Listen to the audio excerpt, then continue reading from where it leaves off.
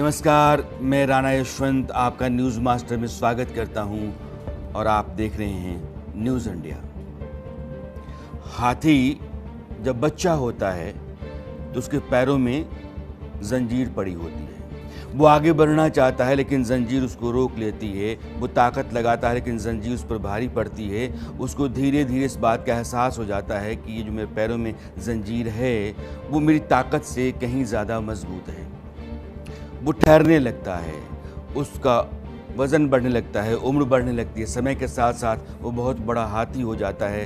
जंजीर वही रहती है और वो हाथी झूलता रहता है, जंजीर को तोड़ता नहीं है। कई लोगों को इस बात पर हैरत होती है कि ये हाथी इतना भारी भरकम, इतना ताकतवर है, यह चाहे तो जंजीर को उखाड़ सकता है। लेकिन दरअसल वो उस जंजीर के खिलाफ नहीं जाता, क्योंकि उसको बचपन से ऐसा लगता रहा है कि ये जो पैरों में पड़ी जंजीर है ये मुझसे कहीं ताकतवर है, मैं इसको तोड़ नहीं सकता। और वो जहाँ भी पैर उसका रुकता है वहाँ वो रुक जाता है। दरअसल बचपन से दिमाग में एक बात घर कर गई कि यह जंजीर जो पैरों में है वो मुझसे मजबूत है और ताकत बढ़ती रही, कद बढ़ता रहा, मगर दिमाग में वह बात बनी रही। उस बात ने हाथी को उस बच्चे हाथी की तरह ही रखा कि तुम्हारे भीतर इतनी ही ताकत है कि तुम इसके साथ रहो, इसके खिलाफ नहीं जा सकते हो। बच्चों के दिमाग में जो बात डाल दी जाती है बचपन में और बार बार डाली जाती रहती है, उनके बड़ा होने पर उस बात का हमेशा असर होता है। इसलिए बच्चों को बढ़ाने, पनपाने, पालने पोसने के दौरान इस बात का ध्यान जरूर रखा जाना चाहिए कि हम उनके दिमाग में, उनके दिल में कौन सी बातें ऐसी डाल रहे हैं जो घर कर जाएंगी और लंबे समय तक बनी रहेंगी, या फिर बार बार वो कौन सी बात है जो हम दोहराते चले जा रहे हैं। उम्र बढ़ने के साथ, उनकी कक्षा बढ़ने के बाद भी वो बातें उनके भीतर बनी रहेंगी और आगे उनके व्यक्तित्व के विकास में अड़चन बन जाएंगी। इस बात का ध्यान इसीलिए रखना है क्योंकि हम हाथी के पैरों में पड़ी जंजीर अपने बच्चों के साथ नहीं चाहते। अब सफ़र आगे का कि आज 4 जो चैप्टर्स होंगे न्यूज़ मास्टर के, उनमें हम किन किन बातों का जिक्र करेंगे, यानी किन खबरों से होकर के चलेंगे। आज हम बात करेंगे प्रोटीन की, क्योंकि जितने भी लोग जिम जाते हैं और अपनी सेहत को लेकर के बहुत ही कंसर्न्ड होते हैं, उनको लगता है कि प्रोटीन बहुत ज़रूरी है। इसी प्रोटीन को अब छोटे छोटे पैकेट में बंद करके बाज़ार में उतार दिया गया है, क्योंकि आपके भीतर एक ज़रूरत पैदा की गई और उस ज़रूरत के लिए आपने डिमांड ली और डिमांड की खातिर प्रोडक्ट बाज़ार में सजा दिया गया। बहुत संभव है कि आपकी ज़रूरत का भी हो और बहुत संभव है कि आप गैर ज़रूरी तरीके से आप इसको ले रहे हैं। 100 ग्राम के पैकेट में 20 से 30 ग्राम प्रोटीन का दावा किया जाता है। कभी आपने पैकेट पढ़ के देखा है? और सच ये है कि ये दावा फर्जी है। अगर 100 ग्राम का कोई उत्पाद है, कोई ऐसी चीज़ है जिसे खाने से आपको प्रोटीन मिलता है, तो उसमें 20 से 30 ग्राम प्रोटीन तो नहीं हो सकता है। इसलिए आज यह जो गड़बड़झाला है, यह आपकी आंखों में धूल झोंकने का पूरा बाजार है या उसका तंत्र है, उसकी पोल खोलेंगे। चैप्टर 2 में बात होगी बांग्लादेश क्रिकेट के सबसे बड़े ब्लंडर की, जिसे यूनुस ने किया है। हिंदुस्तान के खिलाफ लगातार कई तरह के प्रपंच और षड्यंत्र करने वाला बांग्लादेश का मोहम्मद यूनुस अब ये तय करता है कि बांग्लादेश हिंदुस्तान में T20 मैच नहीं खेलेगा। और आईसीसी ने कहा कि तुम नहीं खेलोगे, तुम्हारी बला से हमने कहा था कि खेल लो, मौका दिया था, तुमने मौका गंवा दिया है, चलो कोई बात नहीं, तुम्हारी जगह कोई और होगा। लेकिन यूनुस का जो फैसला है, यह पूरा क्रिकेट कांड है, ये बांग्लादेश के लिए और कितना भारी पड़ेगा, इसकी चर्चा होगी। जब हम चैप्टर 3 में आएंगे तो अजमेर शरीफ दरगाह चलेंगे और भोजशाला, क्योंकि दोनों जगहों पर विवाद है। इतिहास वहां आकर के फिर से खड़ा हो गया है और इतिहास तक जाने की कोशिश में कई तरह के टकराव हैं। और एक जो भोजशाला का मामला है, उसमें जो फैसला कोर्ट का, सुप्रीम कोर्ट का रहा है, उस पर भी चर्चा हो। आखिरी यानी कि चौथे चैप्टर में हम बात करेंगे अमेरिकी राष्ट्रपति डोनाल्ड ट्रंप की, जिन्होंने एकाएक यू टर्न लिया और कहा है कि ग्रीनलैंड पर हम ऐसा कुछ नहीं करना चाहते हैं जैसा आप लोगों को अच्छा नहीं लगे, यानी कि यूरोपियन यूनियन को या फिर नेटो के देशों को। बार बार धमकी देने वाले ट्रंप अचानक से कहते हैं कि हम चाहते तो ग्रीनलैंड ज़रूर हैं, लेकिन आपकी मर्जी से मिल जाए ये बेहतर है। आखिर ऐसा क्यों है? यह पूरा खेल समझेंगे। और जियोपॉलिटिक्स में, डिप्लोमेसी में ये अंदर खाने के जो खेल होते हैं, या फिर जो कुछ भी आपके सामने उभरता चलता रहता है, उसको देख करके अपने बारे में या अपने आने वाले समय के बारे में आपको जो अंदाज़ा होता है, फैसला उस पर भी आप करते हैं। इसको आज समझेंगे।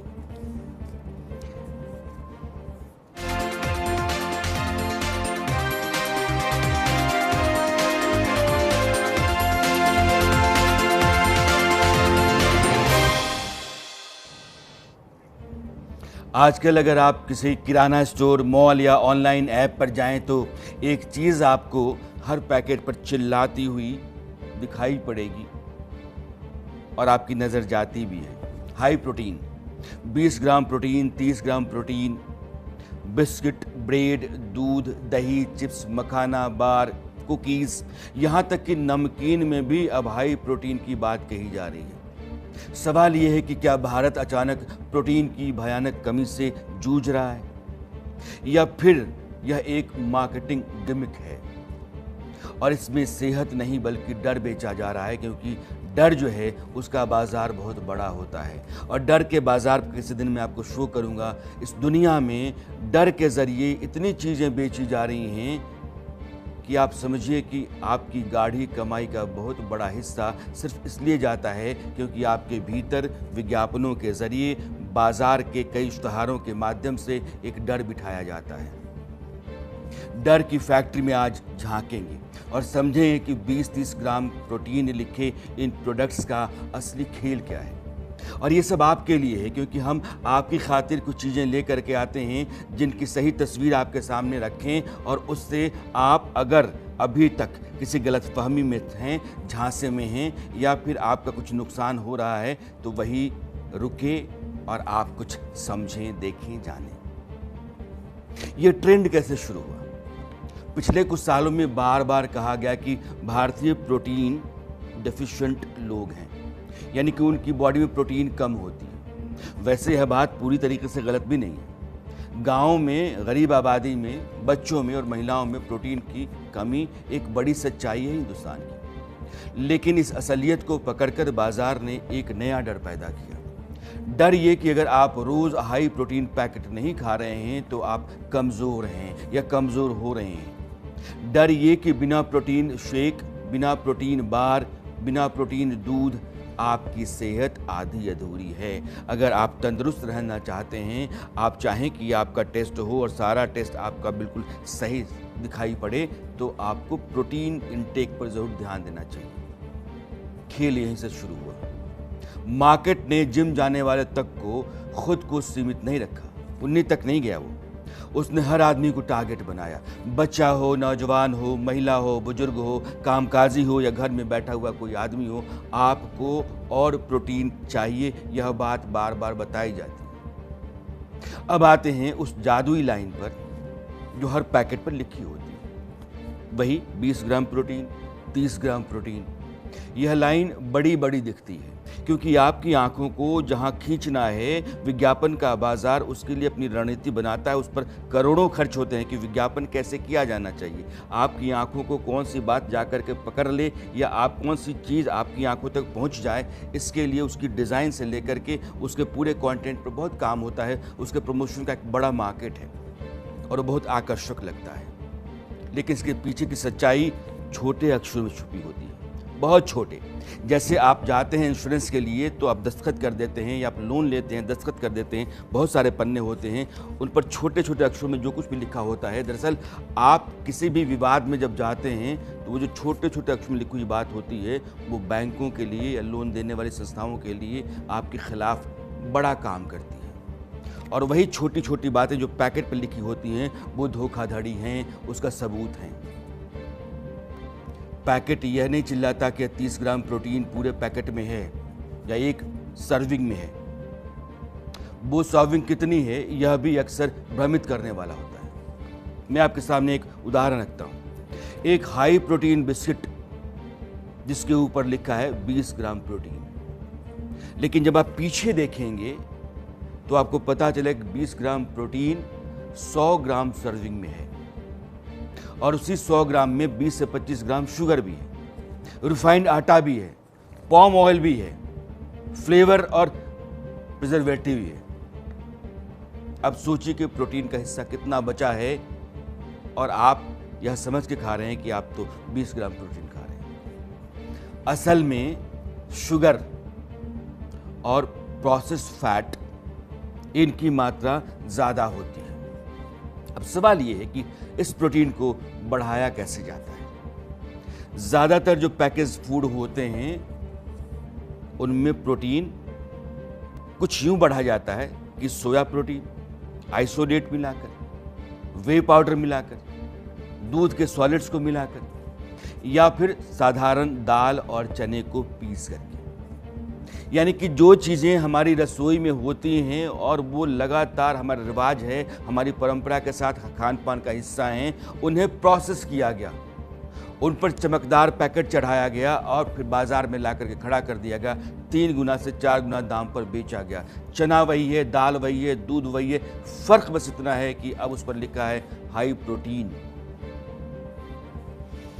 अब एक साफ सुथरी तुलना आपके सामने रखते हैं। एक आम भारतीय थाली, 2 रोटी, 1 कटोरी दाल, 1 कटोरी दही, थोड़ी सब्जी, थोड़ा सलाद। इस थाली में आराम से 18 से 20 ग्राम नेचुरल प्रोटीन होता है, बिना किसी लेबल के, बिना किसी पैकेजिंग के, मार्केटिंग के, इश्तहार के। बस यही 20 ग्राम प्रोटीन अगर आप एक हाई प्रोटीन बार से लेंगे तो उसकी कीमत 80 से 120 रुपये तक हो सकती है। तो सवाल ये नहीं कि प्रोटीन कहाँ है, सवाल ये है कि आपको यह महसूस क्यों कराया जा रहा है कि बिना पैकेज्ड प्रोटीन के या पैकेट के जिसके अंदर वो प्रोटीन वाला कंटेंट है, प्रोडक्ट है, आप अधूरे हैं। अब एक ज़रूरी बात साफ कर लेते हैं, ये सारे प्रोडक्ट्स पूरी तरह बेकार भी नहीं। एथलीट्स, बॉडी बिल्डर्स, भारी शरीर के लोग, बहुत मेहनतकश लोग, उनको वाकई अधिक प्रोटीन की ज़रूरत होती है। लेकिन समस्या तब होती है जब आम आदमी को डराया जाए, जब उसे बताया जाए कि उसकी दाल, उसका दूध, उसका दही सब पुराना हो चुका है, किसी काम का नहीं है, और नया सिर्फ वही है, प्रोटीन वही है जो पैकेज्ड प्रोडक्ट में। असली खेल यहाँ है सेहत का नहीं, सेल्स का, आपकी तंदुरुस्ती का नहीं, तिकड़म का। आप कोई पैकेज उठाइएगा, उस पर सामने लिखा होगा 30 ग्राम प्रोटीन से प्रभावित मत होइए, पीछे लिख के सवाल पढ़िए, सर्विंग साइज क्या है, शुगर कितनी, प्रोटीन कितना है, कहां से आया है। फिर खुद से पूछिएगा एक बार कि मेरी थाली वाकई इतनी कमजोर है क्योंकि सेहत पैकेज में जो होता है प्रोडक्ट, उससे आपको अगर सेहतमंद हो जाना होता तो भारत के सारे लोग जो अभी तक वो नहीं खाते थे वो बीमार होते, प्रोटीन की कमी से जूझ रहे होते। लेकिन एक भ्रम है, आप जितनी कैलोरी बर्न करते हैं उस कैलोरी के मुताबिक आपको प्रोटीन की ज़रूरत होती है, और अगर उसकी ज़रूरत की भरपाई के लिए आप बाज़ार के सामान की तरफ जाते हैं, बात समझ में आती है। लेकिन आपकी अपनी ऊर्जा जितनी खपत हो रही है उसके मुताबिक आप अगर इनटेक पारिवारिक खाना पीना से ले रहे हैं जो पारंपरिक है, तो फिर आपको उधर देखने की कोई ज़रूरत नहीं। लेकिन बाज़ार डर पैदा कर रहा है, डर, और डर बिकता है सर, डर का बाज़ार। और डर जो काम करता है वो बारहा प्यार से समझा करके और यारी दोस्ती में नहीं होता। यह भी एक सबक है, बाजार बताता है। अब बात करते हैं T20 वर्ल्ड कप की। हिंदुस्तान श्रीलंका में ज्वाइंटली इसका आयोजन होने जा रहा है, 7 फरवरी से होने जा रहा है। वर्ल्ड कप की शुरुआत से पहले जो पड़ोसी देश हमारा है बांग्लादेश, जहां कई तरह का कोहराम है, हिंदुओं के ऊपर ताबड़तोड़ हमले हैं, 45 दिनों में 18 से ज़्यादा हिंदू मारे गए हैं। सड़कों पर वहाँ सर पर कफन बांध करके कुछ ऐसे लोग चल रहे हैं जो बांग्लादेश को नए तरीके से खड़ा कर रहे हैं। वो मुस्लिम बांग्लादेश, शरिया के रास्ते पर चलने वाला बांग्लादेश। मोहम्मद यूनुस ने वहाँ की पूरी राजनीति, वहाँ के अर्थतंत्र और वहाँ के समाज तीनों का तहस नहस कर दिया है। और उस यूनुस की सरकार ने ये फैसला किया कि T20 वर्ल्ड कप अगर हमको भारत में खेलना है तो हम T20 वर्ल्ड कप नहीं खेलेंगे। T20 वर्ल्ड कप खेलने से गुरुवार को बांग्लादेश ने इनकार कर दिया, जिसके कारण यह जो फैसला रहा है इसके चलते बांग्लादेश की टीम टूर्नामेंट से बाहर हो गई। आईसीसी ने साफ शब्दों में कहा था कि बांग्लादेश के सभी ग्रुप मैच भारत में ही कराए जाएंगे क्योंकि वो शेड्यूल वही हैं। इससे पहले बांग्लादेश क्रिकेट बोर्ड ने मांग की थी कि उसके सभी मुकाबले भारत की बजाय श्रीलंका में कराए जाएं। आईसीसी ने कहा यह मांग हम आपकी नहीं मान रहे हैं और बांग्लादेश क्रिकेट बोर्ड को इस फैसले पर 24 घंटे के भीतर अपना निर्णय लेना होगा। निर्णय ले लिया बांग्लादेश क्रिकेट बोर्ड ने, और बोर्ड के जो सर्वेसर्वा हैं अमीनुल इस्लाम, बीसीबी के प्रेसिडेंट हैं, उन्होंने कहा कि हम भारत में नहीं खेलेंगे। अब सवाल ये है कि वर्ल्ड कप नहीं खेलने का फैसला बांग्लादेशी खिलाड़ियों ने किया या फिर यूनुस ने? तो जवाब ये है कि यूनुस ने। बांग्लादेश क्रिकेट के साथ भी कांड कर दिया इस आदमी ने। बांग्लादेश का ये फैसला उसके क्रिकेट के लिए कितना घातक है ये मैं आपको आगे बताऊंगा, लेकिन पहले ये जान लीजिए कि बांग्लादेश क्रिकेट बोर्ड यानी कि बीसीबी वर्ल्ड कप के बहाने बीसीसीआई से टकराने की कोशिश में है। आखिरकार उसकी बीसीसीआई के सामने औकात क्या है, यह भी जानना है आपको कि बीसीसीआई क्या है। बीसीबी की जो सालाना कमाई है वो 356 करोड़ है और बीसीसीआई की सालाना आमदनी 10,000 करोड़ है। 356 करोड़ बनाम 10,000 करोड़।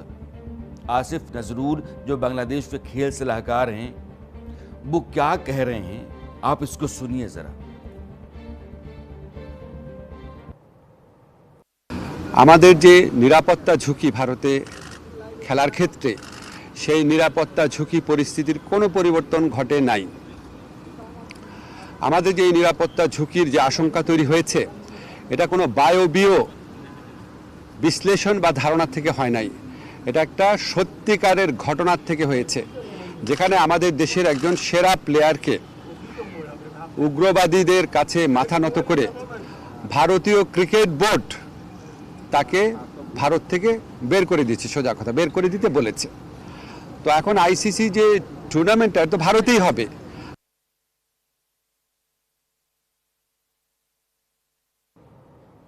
वर्ल्ड कप से हटने के बाद बांग्लादेश क्रिकेट को क्या क्या नुकसान होगा इसको भी आप देख लीजिए। प्राइज मनी का नुकसान, लाखों डॉलर गए। मैच फीस, खिलाड़ियों की कमाई पर इसका असर पड़ेगा ही पड़ेगा। आईसीसी से सालाना फंडिंग जो मिलती है उस पर भी असर होगा। स्पॉन्सरशिप पर बुरा असर पड़ेगा और टीम की रैंकिंग तो गिरेगी ही गिरेगी। अब आप यह भी जान लीजिए कि दुनिया भर में क्यों कहा जाता है कि क्रिकेट के खेल को भारत ही चलाता है। और यह समझाने समझने से पहले मैं आपको दुनिया के एक बेहतरीन cricketer, farmer cricketer Monty Panesar के साथ जोड़ना चाहता हूं, जो मेरे साथ लाइव हैं। Monty, very good evening and welcome to news India. धन्यवाद आपका। कैसे हैं आप? ठीक ठाक। आप कैसे हो? मैं बिल्कुल अच्छा। ये बांग्लादेश का जो फैसला है इसको आप कैसे ले रहे हो? नहीं, आई थिंक बांग्लादेश को आईसीसी की बात सुननी चाहिए, बिकॉज आईसीसी ने कह दिया दैट एक्चुअली कोई सिक्योरिटी थ्रेट नहीं है बांग्लादेश प्लेयरों को, एंड बांग्लादेश को सोचना चाहिए फ्यूचर में जो नहीं खेलेंगे फिर असर पड़ेगा, जैसे आईसीसी टूर्नामेंट्स फ्यूचर में नहीं कर पाएंगे। एंड आई थिंक अभी बांग्लादेश क्रिकेट बोर्ड को आईसीसी की बात पूरी सुननी चाहिए। ये मुस्तफ़िज़ुर के मामले को लेकर के आपने तूल बढ़ाया। मुस्तफ़िज़ुर को ठीक है, बीसीसीआई ने आज कहा कि भैया आईपीएल ये नहीं खेलेंगे, मुस्तफ़िज़ुर नहीं आए। उसके कारण ये है कि बांग्लादेश के भीतर जो कुछ भी हो रहा है, हिंदुस्तान को लगा कि अभी ठीक नहीं है मुस्तफ़िज़ुर को बुलाना। अब आईसीसी के फैसले को आप कहते हो, चूँकि आईपीएल का एक फैसला बीसीसीआई का था। आईसीसी एक बोर्ड है जो दुनिया में क्रिकेट को चलाता है, मैच बहुत पहले से तय है। आपके मैचेज पहला ही मैच वेस्ट इंडीज़ से आपका है और आप कहते हैं कि हम नहीं खेलेंगे। बांग्लादेश को इससे क्या क्या नुकसान हो सकता है इंटरनेशनल क्रिकेट में?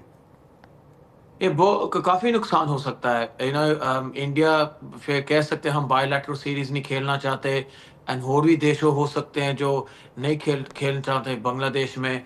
बांग्लादेश के जैसे आपने भी किया था, रैंकिंग का असर हो सकता है, एंड जो स्पॉन्सरशिप की बात है वो भी थोड़ा कम हो जाएगा। आईसीसी में भी जो फंडिंग देती है वो भी थोड़ी कम कर सकते हैं। सो आई थिंक इस प्रकार से ना ये डिसीजन बहुत बड़ा है अभी बांग्लादेश क्रिकेट के लिए।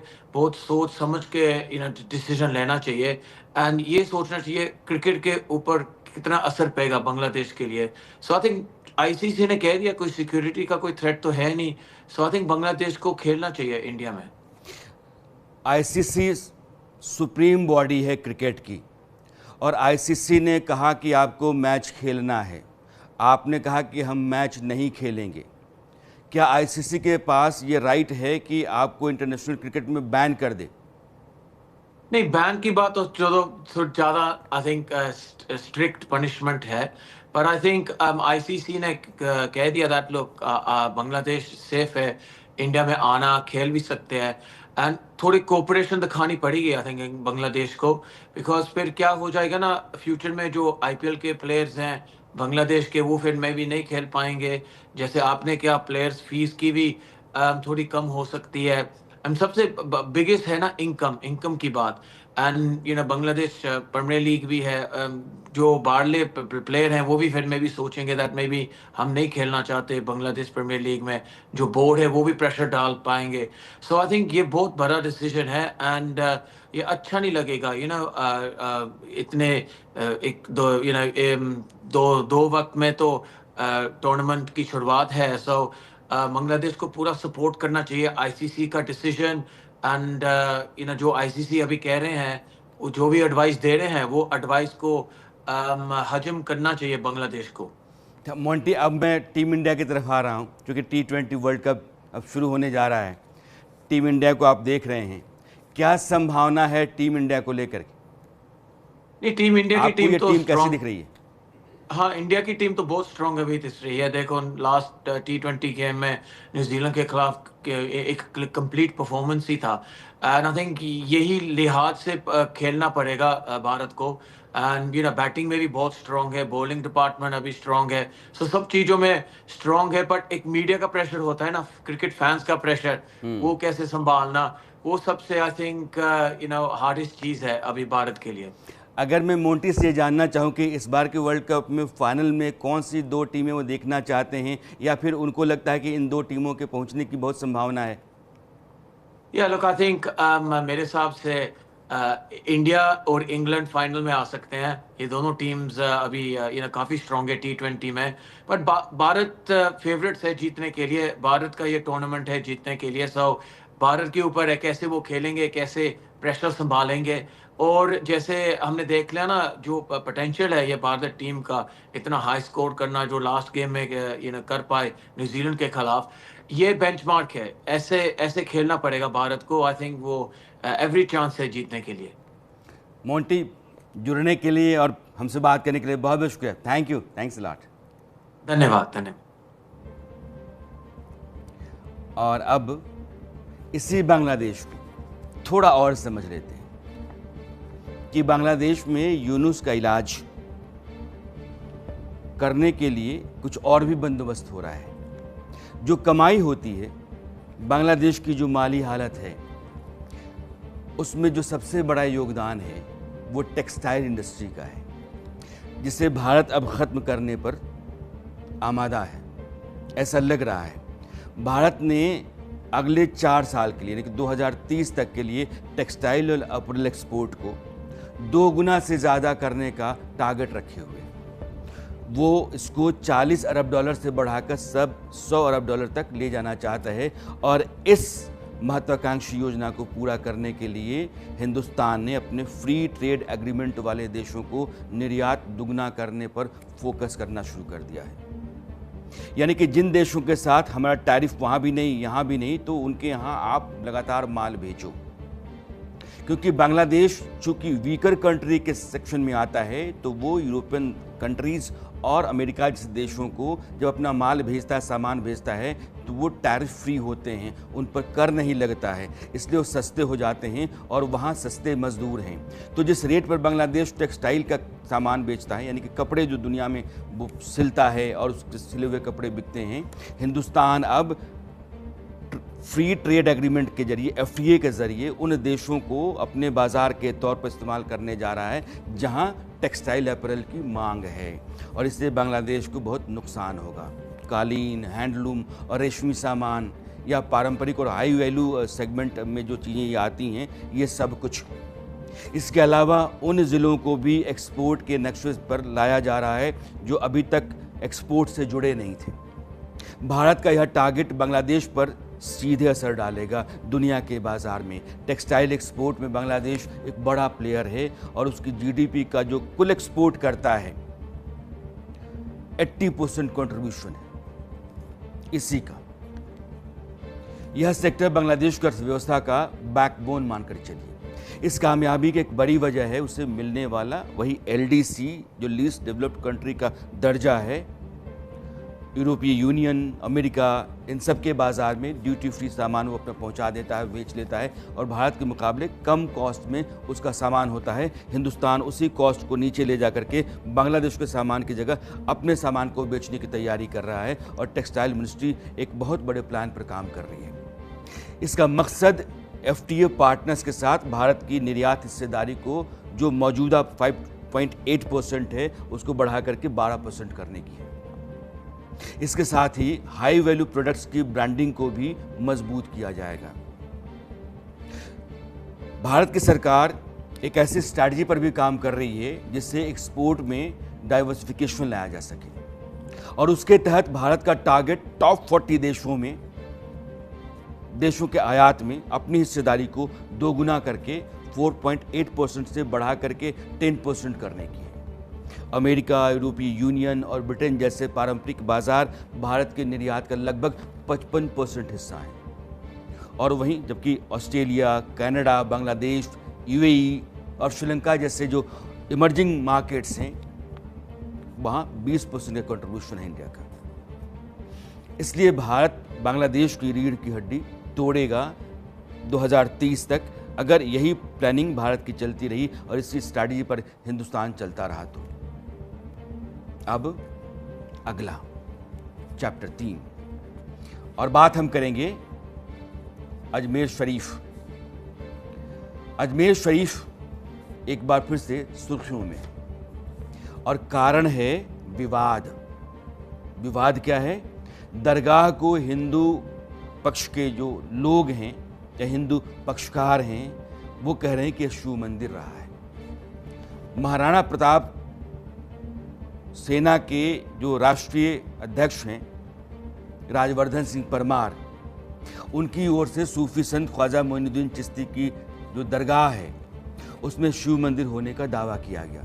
सुप्रीम कोर्ट के वकील एपी सिंह के जरिए सिविल कोर्ट में जो याचिका दाखिल की गई उस पर सुनवाई के बाद याचिका में दरगाह के अंदर शिव मंदिर होने के दावे से संबंधित जो राजस्व विभाग के दस्तावेज थे वो पेश किए गए और दावा ये किया गया कि अयोध्या, काशी, संभल, सोमनाथ की तरह ही आक्रांताओं ने पृथ्वीराज चौहान की नगरी अजमेर में जो महादेव मंदिर था उसको भी तोड़ दिया और यहाँ दरगाह बना दी गई। आपको बताना है ज़रूरी है कि अजमेर शरीफ दरगाह पहले शिव मंदिर था, इसको लेकर के यह दूसरी अर्जी थी। अजमेर शरीफ दरगाह को शिव मंदिर हिंदू पक्ष क्यों कह रहा है ये समझिए। बुलंद दरवाजे की जो पूरी बनावट है वो हिंदू मंदिर के दरवाज़ों की तरह है। दरगाह का जो ऊपरी हिस्सा है वो हिंदू मंदिरों की तरह है, जैसे आप बनारस में ज्ञानवापी के लिए कहते हैं ज्ञानवापी की दीवारों पर जो हिंदू धर्म के प्रतीक चिन्ह हैं और ज्ञानवापी की गुंबद के नीचे जो मंदिर का शिखर है, मंदिर के शिखर जैसी आकृति है, इसलिए उसके मंदिर के ऊपर बने होने की बात कही जाती है। इसी तरीके से यह दावा भी अजमेर शरीफ में किया जा रहा है कि वहाँ शिव मंदिर था, वहाँ पानी और झरने भी ज़रूर रहे होंगे। अब आपको अजमेर शरीफ का इतिहास भी जानना चाहिए। एक सूफी संत थे ख्वाजा मोइनुद्दीन चिश्ती, उनकी ये दरगाह है। 13वीं सदी में यह बनाई गई और इसको हिंदू मुस्लिम एकता का प्रतीक माना जाता रहा। बहुत सारे विदेशों के जो मेहमान हमारे होते हैं और हिंदुस्तान के जो नामचीन लोग हैं, उनको आप मोइनुद्दीन चिश्ती की दरगाह पर अजमेर शरीफ जाते हुए, चादर चढ़ाते हुए भी देखते होंगे। तो यह इसकी पहचान है और इसका इतिहास है। अब बात भोजशाला। मध्य प्रदेश में एक धार जिला है और वहाँ एक बहुत पुराना मंदिर जिसको भोजशाला कहते हैं, सरस्वती मंदिर। वसंत पंचमी के दिन वहाँ हर साल पूजा होती है और इस बार संयोग ऐसा रहा कि वसंत पंचमी और जुमे की नमाज यानी शुक्रवार एक ही दिन। हिंदू से मंदिर कहते हैं और जो मुसलमान हैं वो कहते हैं कि ये मस्जिद है। भोजशाला का मतलब हर एक चीज मैं आज विस्तार से बताऊंगा, लेकिन सबसे पहले जानिए कि वसंत पंचमी पर भोजशाला को लेकर सुप्रीम कोर्ट ने क्या फैसला दिया है। दरअसल कोर्ट ने आदेश में कहा कि हिंदू पक्ष पूरे दिन सूर्योदय से लेकर के सूर्यास्त तक पूजा करेगा, माने हिंदू लोग पूजा करेंगे, और नमाज का जो वक्त है दोपहर 1 बजे से 3 बजे, इस दौरान हिंदू पक्ष नमाज के लिए उसको खाली कर देगा परिसर को। प्रशासन को परिसर में बैरिकेडिंग करने का निर्देश भी दिया गया है। इससे स्थिति ठीक बनी रहे, संयमित रहे, संतुलित रहे और कोई टकराव की स्थिति ना बने। ये सुप्रीम कोर्ट का फैसला, यानी कि दोनों पक्ष पूजा आप सुबह से शाम तक कीजिए, लेकिन बीच के 2 घंटे आप उनको नमाज पढ़ने के लिए जगह दे दीजिए। नमाज भी हो जाएगी अता और पूजा भी आपकी पूरी हो जाएगी उसी भोजशाला में। सवाल ये है कि भोजशाला विवाद है क्या? हिंदू पक्ष कहता है कि इसको राजा भोज ने बनाया। इतिहास में जाएंगे तो परमार राजा भोज का बड़ा नाम है और उन्हीं के जरिए इस मंदिर को बनाए जाने की बात कही जाती है। ये दरअसल विद्या की देवी सरस्वती का मंदिर है। और मुस्लिम पक्ष कहता है कि कमाल मौला मस्जिद है, 11वीं सदी में इसको बनाया गया। अब भोजशाला को लेकर जो अर्थ है, यानी कि भोज परमार वंश के वो महान राजा, भोज और शाला यानी कि सेंटर, पाठशाला, भोजशाला, तो सरस्वती का केंद्र जो राजा भोज ने बनाया, इसलिए इसको भोजशाला कहते हैं। और एएसआई भी यह मानता रहा है कि इस मस्जिद को बनाने के लिए मंदिर के एक हिस्से को तोड़ा गया, क्योंकि मस्जिद की दीवारों पर भी बहुत जगहों पर वो सारे प्रतीक चिन्ह हैं जो हिंदू धर्म के होते हैं। ये एएसआई ने भी माना है। और यह मामला जब कभी भी इससे पहले भी जुमे की नमाज पर वसंत पंचमी आई है तो बार बार वहाँ तनाव की स्थिति रही है और शासन प्रशासन दोनों के लिए एक बड़ी मुसीबत। इस बार सुप्रीम कोर्ट ने एक रास्ता दिया। कपिल सिब्बल ने या जो वकील वहाँ आए थे, सलमान खुर्शीद एक तरफ से थे जो मुस्लिम पक्षकार थे, तो उन्होंने कहा कि 3 बजे के बाद हिंदू पूजा कर लें और 1 से 3 अगर नमाज हो जाती है जैसा पहले हुआ तो बात बन जाएगी। कोर्ट ने कहा कि नहीं, दिन भर इनको सूर्योदय से सूर्यास्त तक पूजा करने दीजिए, बीच में 2 घंटे के लिए मुस्लिम समाज नमाज पढ़ लेगा। और अब मामला है दुनिया के सबसे ताकतवर देश अमेरिका के राष्ट्रपति डोनाल्ड ट्रंप का, जो कहते हैं कि बेटा ऐसा है कि तुमने मुझको नोबेल पुरस्कार दिया नहीं, हमने 8 युद्ध रुकवाए ज़रूर, तुमने ठीक मेरे साथ नहीं किया, नॉर्वे हम तुमको देख लेंगे और डेनमार्क का तो ग्रीनलैंड छीन ही लेंगे। लेकिन अचानक से उनका पूरा रवैया बदल गया, उनकी जुबान बदल गई। वो अब ये कहने लगे हैं कि हम चाहते हैं ग्रीनलैंड मिल जाए। दावोस में जो वर्ल्ड इकोनॉमिक फोरम होता है, उस बैठक में दुनिया के तमाम देशों के नेता पहुंचते हैं, शासनाध्यक्ष पहुंचते हैं। एक तरीके से मानिए तो कई शिखर बैठकें उस दौरान होती हैं। उसमें डोनाल्ड ट्रंप भी पहुंचे और उन्होंने कहा कि हम ग्रीनलैंड चाहते ज़रूर हैं, लेकिन ताकत का इस्तेमाल करना हम नहीं चाहते हैं।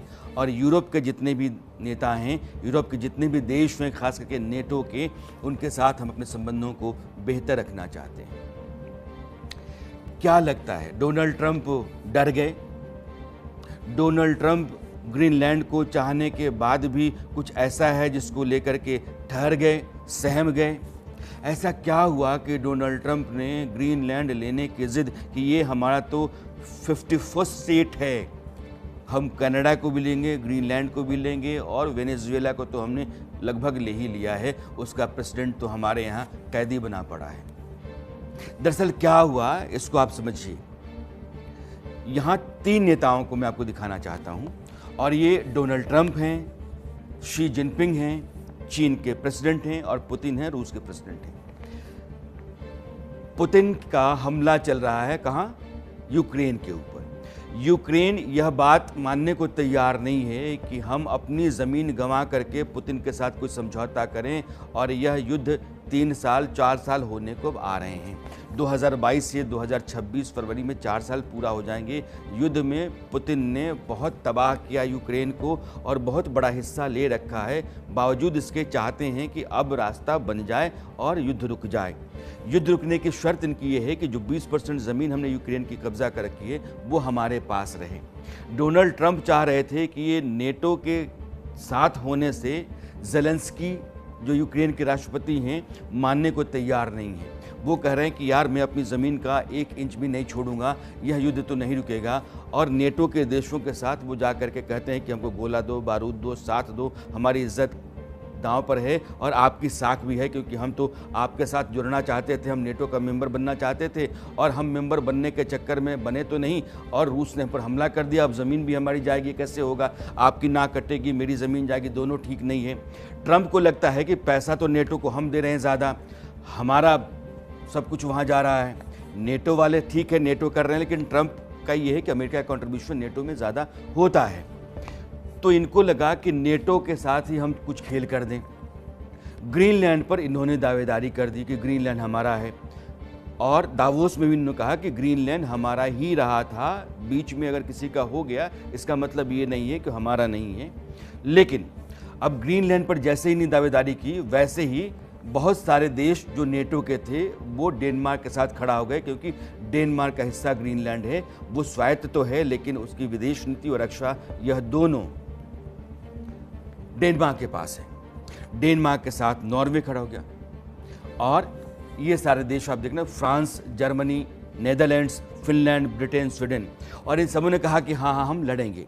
और कुल मिलाकर के इन सभी देशों ने अपने 40 सैनिक भेजे ग्रीनलैंड पर लड़ने के लिए। अभी कह रहे हैं कि हमारे लोग मुआयना करने गए थे, लेकिन अमेरिका अगर ग्रीनलैंड लेने के लिए अपने फौज उतारेगा तो हम फिर लड़ेंगे। लेकिन 40 सैनिक क्या लड़ेंगे अमेरिका से? जाहिर है कि इन्होंने खाना पूर्ति ही की। और 3 देश नेटो के, इटली, टर्की और पोलैंड, उन्होंने कहा कि हमको कोई मतलब नहीं है वो ग्रीनलैंड लें या छोड़ें, हम नेटो में हैं, या आप मानते हैं कि हम नहीं हैं तो भी ठीक है, हम अमेरिका के साथ हैं, हम उनके पक्ष में ही खड़ा रहेंगे। अब क्या हुआ कि इन सभी देशों को लग गया कि अगर आज ग्रीनलैंड लेते हैं तो कल ये कुछ और भी लेने के लिए जिद पर आ जाएंगे और मामला हमारे खिलाफ हो जाएगा, तो बेहतर ये है कि हम अपना रास्ता बदलें। तो इन लोगों ने क्या किया कि रूस और चीन की तरफ अपने बिजनेस और अपने एग्रीमेंट्स के लिए रुख करना शुरू किया। यानी कि इन देशों की तरफ जो हिंदुस्तान भी है, हिंदुस्तान यूरोपियन यूनियन के साथ एक ट्रेड डील कर रहा है, और यूरोपियन यूनियन कह रहा है कि हिंदुस्तान अगर दुनिया में कोई बहुत तरक्की और तेज़ी से बढ़ती हुई अर्थव्यवस्था है तो भारत है। और उन सब लोगों को सुनना चाहिए जो कहते हैं कि भारत की इकॉनमी जो है डार्क स्पॉट है, दुनिया की सबसे बड़ी संस्था है, और ख़ास करके यूरोपियन यूनियन वो कहता है कि नहीं, हम भारत के साथ अपने कारोबार को, बाज़ार को बढ़ाएंगे और भारत अमेरिका के बाज़ार में जो उसका सामान जा रहा था, रुक गया, उसके लिए नया बाज़ार ढूंढ रहा है। यूरोपियन यूनियन उसका भी एक बड़ा केंद्र है। और चीन और रूस, इन दोनों को मौका मिला कि बेटा अब तुमको तो सही समय पे हमने घेर लिया है, अब तुम आपस में फंस गए हो। यूरोपियन यूनियन जब देखा कि बिखराव हो रहा है, नेटो के देश चीन की तरफ, रूस की तरफ, हिंदुस्तान की तरफ जा रहे हैं और हमारे लिए ठीक नहीं है, तो उन्होंने कहा कि देखो, हम चाहते तो हैं लेकिन ताकत का इस्तेमाल नहीं करेंगे। और ताकत का इस्तेमाल करना चाहे तो ये पेसिफिक स्पेस बेस है, ये बेस अमेरिका का है, ग्रीनलैंड के ऊपर। यहाँ अमेरिका की फ़ौज रहती है। दुनिया में 80 ऐसी जगह हैं जहाँ अमेरिका का बेस है, वहाँ उसकी फ़ौज रहती है पूरी ताकत और तैयारी के साथ।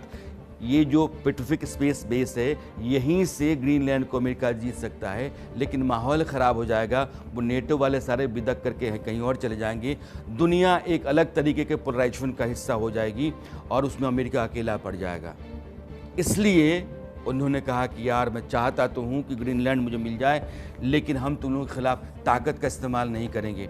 इससे पहले ट्रंप और फ्रांस के राष्ट्रपति मैक्रों के बीच में जो जुबानी जंग थी, वो इतनी तीखी थी कि आपको इस टकराहट का अंदाज़ा हो जाएगा।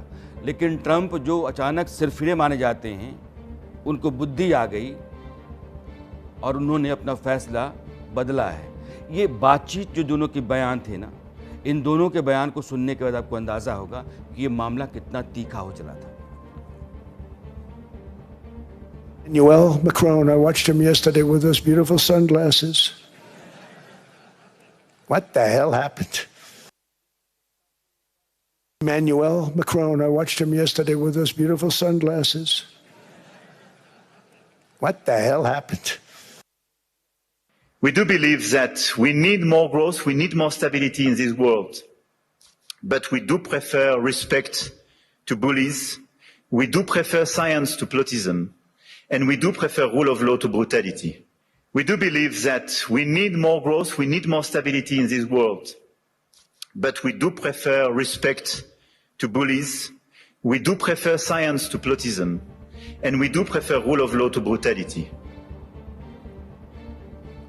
हम स्थायित्व चाहते हैं, हम सम्मान चाहते हैं और इन दोनों की खातिर हम कुछ भी कर गुजरेंगे। ट्रंप ने कहा कि आपका चश्मा बहुत शानदार था, What the hell it was? आप समझ सकते हैं। तो ट्रंप ने ये जो फैसला बदला है, दरअसल ये तात्कालिक है, फौरी तौर पर है, लौट करके आदमी आ सकता है। उसके बारे में तयशुदा तौर पर कोई भी कहता है तो अपने साथ नासमझी कर रहा है। और अब चलते चलते वो जानकारी जो आपके काम की हो सकती है, आपकी दिलचस्पी की भी हो सकती है। हनी, शहद, अगर मैं कहूँ शहद शुद्ध है, तो ये मानिए कि ये बात अधूरी है। शहद कभी भी ख़राब नहीं होता। शहद में पानी की मात्रा बहुत कम होती है, जिससे बैक्टीरिया और फंगस पनप नहीं पाते। शहद खाने के कई फ़ायदे होते हैं। इम्यूनिटी आपकी बढ़ती है, गले और खांसी में राहत मिलती है। गले और खांसी में राहत के साथ साथ आपकी इम्यूनिटी को बढ़ाने में शहद की बड़ी भूमिका होती है। शहद कभी ख़राब नहीं होता। आपसे विदा लेने का समय आ गया है। कल हमारी आपकी मुलाकात फिर होती है। नमस्कार।